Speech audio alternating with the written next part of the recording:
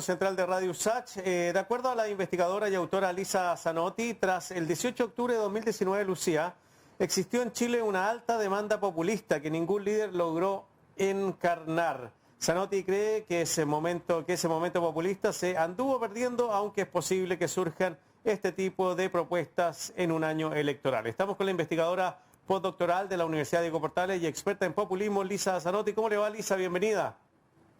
Hola, gracias. ¿Todo bien ustedes? Muy bien, muchas gracias por tu tiempo. Bueno, muy interesante esto del populismo, que acá en nuestro país, no sé si tenemos mucha experiencia en él, en esa definición, pero al parecer se ha tratado de poner de moda o han aparecido algunos personajes que han tratado también de aumentar su popularidad a través de algunas propuestas que son muy llamativas. ¿Cómo ves tú el tema del populismo en Chile? Yo creo que el tema del populismo en Chile todavía es muy incipiente, digamos. Todavía yo veo que desde el lado de la oferta, digamos, del discurso de los líderes, todavía ese discurso populista todavía no despega, digamos. Eso sí, como decías antes, creo que a nivel de demanda, a nivel de ciudadanía, sí hubo un momento donde había una alta demanda populista y con eso me refiero a la movilización, ¿cierto?, de octubre del 2019. Pero creo que a nivel de líderes, hay muy pocos líderes que se pueden definir como populistas, sobre todo porque de repente sí encarnan discurso populista, pero no coherentemente sino a lo largo del tiempo. No tiene un discurso que es populista de manera consistente, digamos. Sí, Lisa, sería bueno, ya que además asocian la palabra populista a las movilizaciones sociales de octubre del 2019, explicar qué es para ti el populismo, porque los investigadores e investigadoras en torno al populismo hablan de dos corrientes, aquella que cree que el populismo es sencillamente hablarle a las personas en su lenguaje, y por el otro lado está la corriente que mira con cierta negatividad, desprecio, e incluso los liderazgos populistas como aquellos liderazgos que más lo que prometen que lo que pueden cumplir, en realidad, por definirlo de alguna forma. ¿Cuál es tu definición de populista para entender también por qué consideras que las movilizaciones sociales o post 18 de octubre hubo un escenario populista en Chile? Cuando usamos el concepto de populismo, por lo menos por una buena parte de la academia, definimos el populismo como un conjunto de ideas, un discurso, que tiene básicamente dos características. Uno es que los populistas ven la sociedad no como una sociedad plural, pero sí como una sociedad que es dividida en dos grupos que son antagónicos y homogéneos en su interior, que son el pueblo, que siempre es definido como puro, moralmente puro, y la élite, que siempre es definida como moralmente corrupta, y digo moralmente corrupta porque supuestamente no hace lo que el pueblo quisiera que digamos.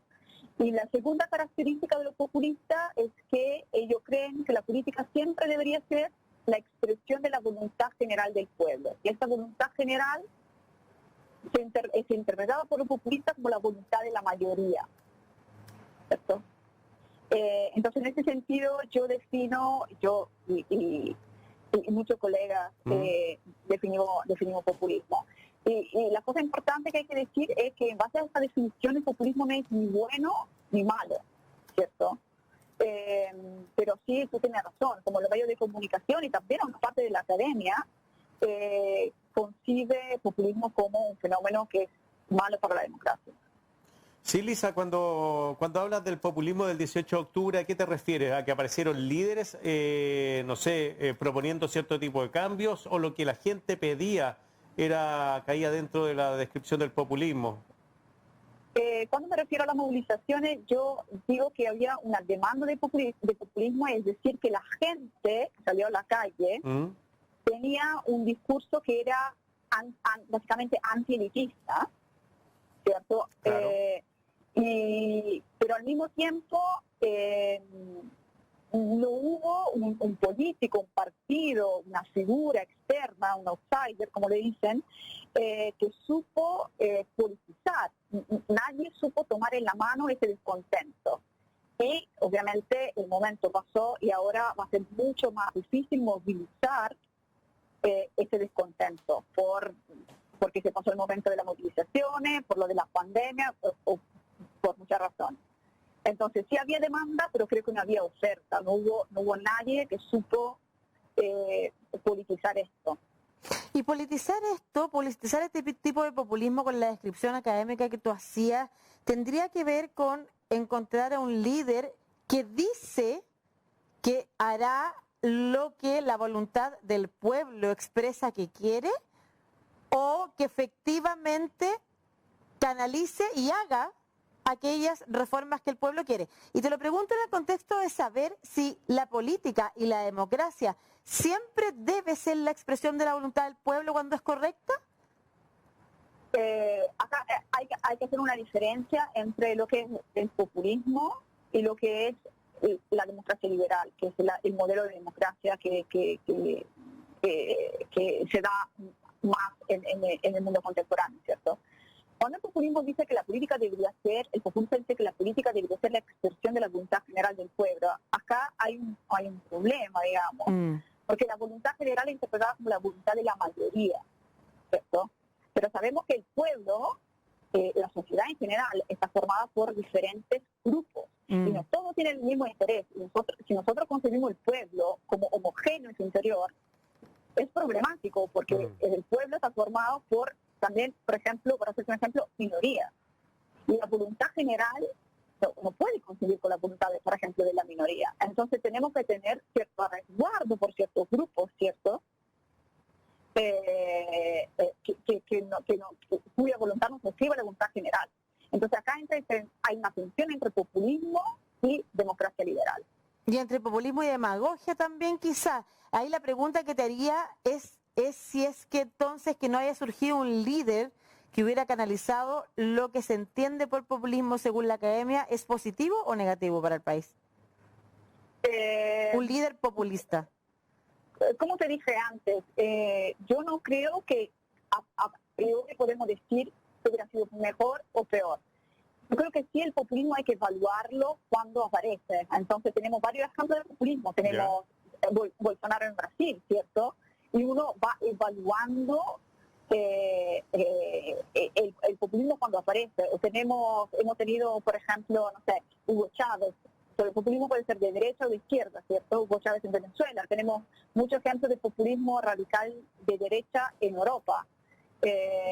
Hemos tenido también ejemplos de populismo de izquierda en Europa. Entonces, yo creo que el populismo en sí no nos dice, el populismo, como yo dije en otra entrevista que hice, es como ponerse unos lentes y ver la realidad de cierta manera. No sabemos si esto va a desembocar en cosas buenas o malas. Eso hay que verlo con la diferente experiencia, digamos. Sí. Lisa, cuando hablamos de populismo, ¿podríamos hacer el símil con el fascismo en el sentido del poder del pueblo, el seguir lo que el pueblo manda o por lo menos interpretarlo a través de líderes? ¿Tiene que ver con eso también? Yo creo que no. Ya. Hay una cierta definición del pueblo que puede, una cierta construcción del pueblo que puede tener parecidos, pero yo creo que el fascismo es un régimen. Es como la democracia, es decir, un régimen a nivel, como hay autoritarismo, fascismo, democracia. El populismo yo lo veo como un régimen político, el populismo es una ideología, ¿cierto? Una manera de ver el mundo. Lisa, de todas maneras tú dices una manera de ver el mundo que se tiene que ir observando en la medida que va pasando etapas, digamos, o pruebas en su liderazgo, y nombraste ejemplos de líderes populistas en Latinoamérica y en Europa, pero ninguno es algo que uno pudiera decir un líder positivo dentro de lo que los demócratas consideramos como un buen líder, al menos, los y las demócratas. ¿Qué populismos han sido positivos? Yo creo que en cierto aspecto el populismo sí ha sido positivo, sobre todo cuando el líder o el partido ha influido en el discurso político, en la repartición de los beneficios democráticos, sectores que antes estaban excluidos o que han puesto al centro del debate político cuestiones que al elector le interesaban, pero la clase política ni siquiera discutía. ¿Y podría dar ejemplo? de líderes Sí. o lideresas populistas que hayan tenido gobierno exitoso? Por ejemplo, nosotros podemos tener diferentes opiniones sobre el hecho que los populistas radicales de derecha en Europa nos gusten o no nos gusten, pero el hecho de que ellos hayan puesto al centro de la agenda política el problema de la inmigración que era percibida por la mayoría de los votantes como un problema, eso ha hecho, obviamente, que tuvieran un éxito electoral muy grande y persistente en el tiempo. Si pensamos en la Liga en Italia, pasó de ser un partido regionalista con el 8% a ser un partido nacional con casi bordeando el 30% del voto. Para hacerte otro ejemplo de populismo de izquierda, nosotros podemos tener todas nuestras opiniones sobre Evo Morales en Bolivia, pero no tenemos que olvidar que Evo Morales en Bolivia incorporó al debate político toda una parte de lo que era el pueblo que estaba antes excluida. Entonces, en temas de inclusión o de poner al centro la política, los intereses del pueblo, sí creo que el populismo en ese sentido hay que valorarlo. Después de sus efectos, como les dije antes, hay que verlo en el largo plazo. Pero sí que creo que en ese tema de inclusión y de poner al centro del debate lo que la gente quiere, yo creo que sí el populismo ha sido exitoso en ese sentido.